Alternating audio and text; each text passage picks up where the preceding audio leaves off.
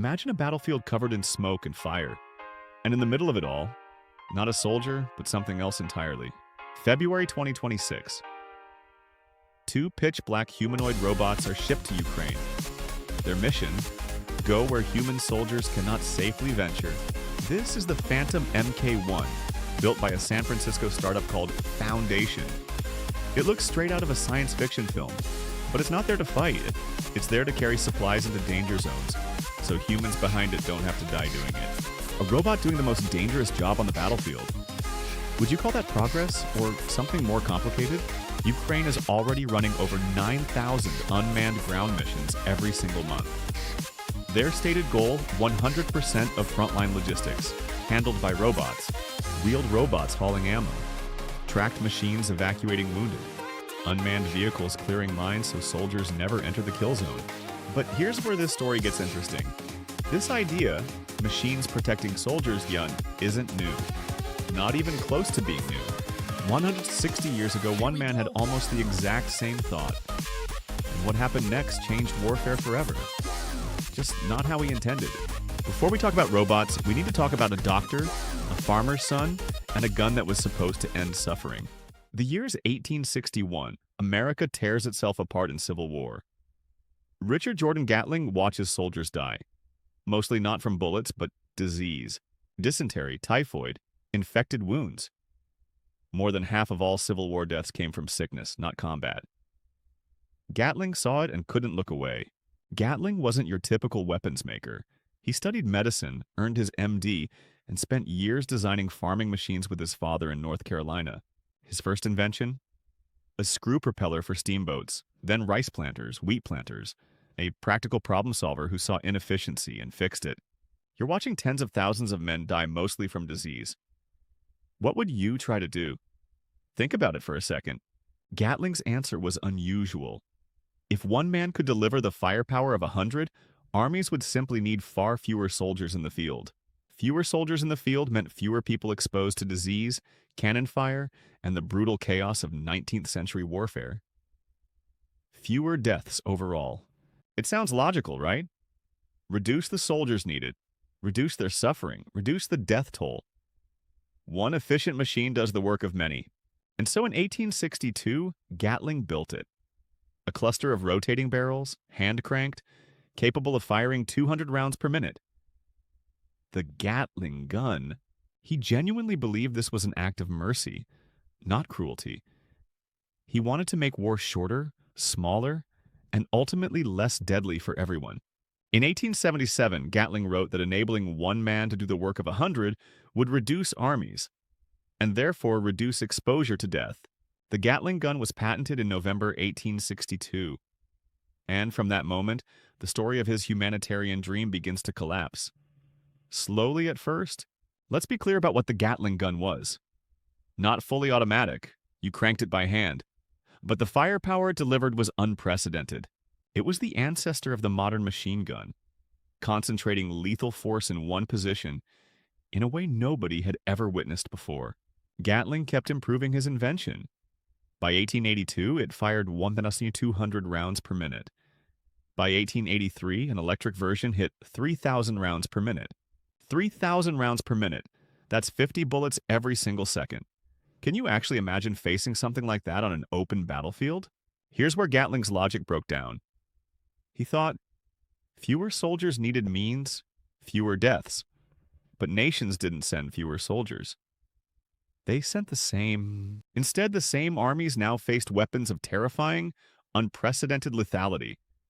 The math flipped. More firepower didn't mean less death. It meant more. The machine gun transformed open battlefield charges into mass slaughter. Infantry walked straight into storms of bullets. Old tactics became death sentences overnight. By World War I, machine guns dominated the Western Front. Armies dug in. Trenches stretched 475 miles from the English Channel to the Swiss Alps. No man's land. The ground between the trenches became a wasteland of barbed wire, shell craters, and bodies. Crossing it meant near certain death. The first day of the Somme, July 1st, 1916. The British Army suffered 57,000 casualties in a single day. Machine guns cut them down in waves. Gatling wanted to reduce death, but his invention helped create conditions for the deadliest war in human history up to that point. Think about that. He didn't invent cruelty. He didn't want mass death. He had a genuine humanitarian vision. The technology just completely outgrew his intentions. Now fast forward 160 years. A new kind of machine enters the battlefield, and its creators say almost exactly what Gatling said, almost word for word. Ukraine 2026. One of the most surveilled, drone-saturated battlefields in human history. Every movement risks being spotted, targeted, and eliminated within minutes. FPV drones chase vehicles down roads. Thermal cameras watch through the night. Artillery can hit anything that moves within 20 kilometers of the front line. Moving a crate of ammunition from point A to point B, that's not just logistics anymore, that's a survival gamble. Every single time you try, imagine this is your job. Every supply run, you know a drone is watching somewhere. What would you want to change about that situation? Ukraine's answer is clear. If it's too dangerous for a human, send a robot. Machines can be replaced, people cannot. Simple as that. March 2026 alone, over 9,000 frontline UGV missions. Compare that to November 2025, just 2,900. The scale of robot deployment is exploding fast. Ukraine plans to contract 25,000 ground robots in the first half of 2026, double the entire previous year's total. Goal: 100% robotic frontline logistics. Robots deliver ammunition to hot zones, evacuate wounded from areas too dangerous for medics, lay and clear mines, all without risking human lives. Last summer, Ukrainian forces captured a fortified Russian position using only drones and ground robots. No human soldiers led the assault, a first in modern war. Russian troops raised a cardboard sign reading, "We want to surrender," before drones guided them into captivity. Robots accepting surrender. Real life. 2026. Robots capturing enemy soldiers. Not a movie. Not a game. This really happened. How does that make you feel about where warfare is heading? Enter the Phantom MK-1. A humanoid robot, 2 legs, 2 arms, built like a person. Sent to Ukraine to test supply transport in a live war zone. Foundation's CEO was upfront. This wasn't a combat demo. Phantom slowly moved supplies from one location to another. That was the entire test. The starting point. The gap between a robot carrying a box and a robot operating an M4 in a real firefight is still enormous. Nobody is pretending otherwise yet. But that gap is closing, and humanoid robots matter not just for what they do today, but for what they make possible tomorrow. Before the problems, let's be honest about the motivation. The humanitarian case for robot soldiers is, in many ways, genuinely real and deeply felt. Foundation co-founder Mike LeBlanc is a 14-year Marine Corps veteran with over 300 combat missions. He has seen what war does to human beings firsthand. He says it plainly. There is a moral imperative to put robots into war instead of soldiers. For him, this isn't marketing copy. It's personal. If you were a soldier's parent, wouldn't you want your child replaced by a machine on the most dangerous missions? Be honest with yourself. Robots don't get tired. They don't feel fear. They don't suffer PTSD. They don't leave families behind. They don't bleed. They don't mourn. In a war like Ukraine, 4 years of grinding combat, exhausted personnel reserves, every robot on a dangerous mission keeps a human alive longer. The case for robot soldiers isn't just saving lives.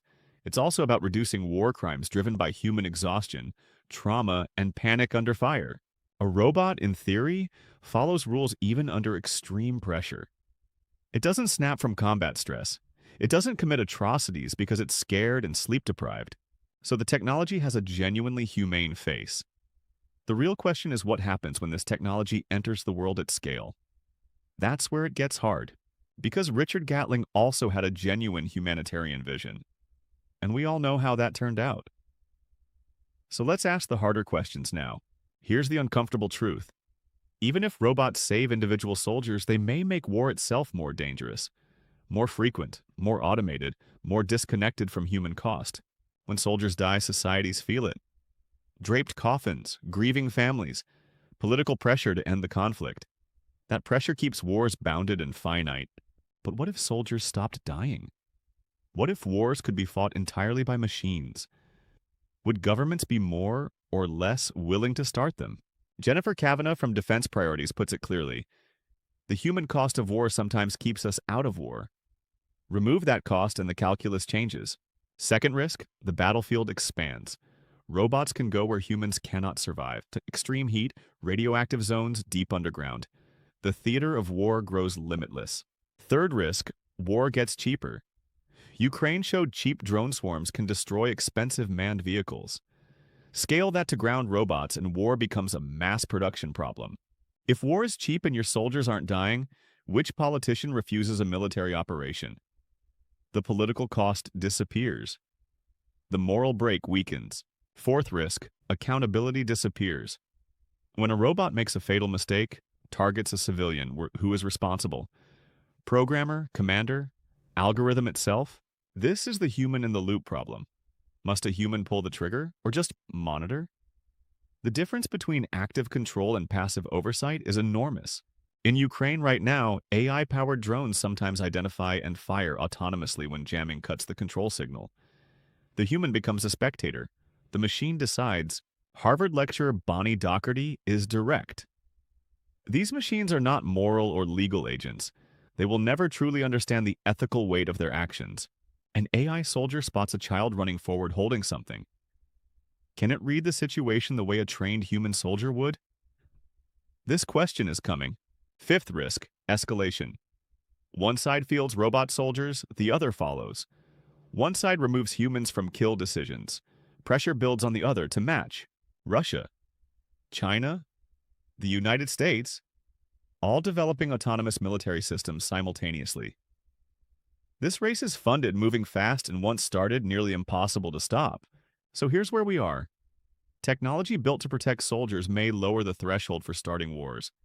Exactly like what happened with that hand-cranked gun in 1862. Let's bring this all the way back. Richard Gatling, 1862. A man who studied medicine, watched soldiers die from disease, and wanted to reduce suffering. He believed reducing soldiers in the field would reduce deaths. The technology worked. The theory failed catastrophically. War adapted. Death expanded instead of shrinking. Today's robot developers make the same promise. Remove humans from the most dangerous jobs. Fewer soldiers exposed, fewer deaths, fewer families destroyed by war. The technology will work. Robots will save individual soldiers. That part is almost certainly true. But will war itself become less lethal? That question stays open. If a war can be fought without your soldiers dying, does it still feel like war to the leaders who decide to start it? The machine gun didn't replace the soldier. It multiplied the soldier's lethality. Then war found a way to use that lethality at full industrial scale. The robot doesn't replace the soldier either. It removes the soldier's exposure to risk. So, what does war find a way to do with that next? The UN Secretary General called lethal autonomous weapons morally repugnant. Over 120 nations back a binding treaty. The US, Russia, and Israel have not yet joined. The Red Cross calls for prohibiting autonomous systems that work without meaningful human control. But technology does not wait for international law to catch up to it. And so we arrive at the ending, not with an answer, but with a question every generation of weapons technology has forced humanity to confront again. Gatling believed fewer soldiers meant less death. He was wrong, not from evil, but because war is adaptive. It takes what technology gives and scales it. Today's robots carry the same promise. Reduce human exposure. And those promises are real. Robots genuinely will save individual soldiers. That part is almost certainly true. But the harder question stays unanswered. If the human cost of war disappears, if no coffins come home, does choosing to start a war become easier? The machine gun was born from mercy and helped produce the deadliest century in human history.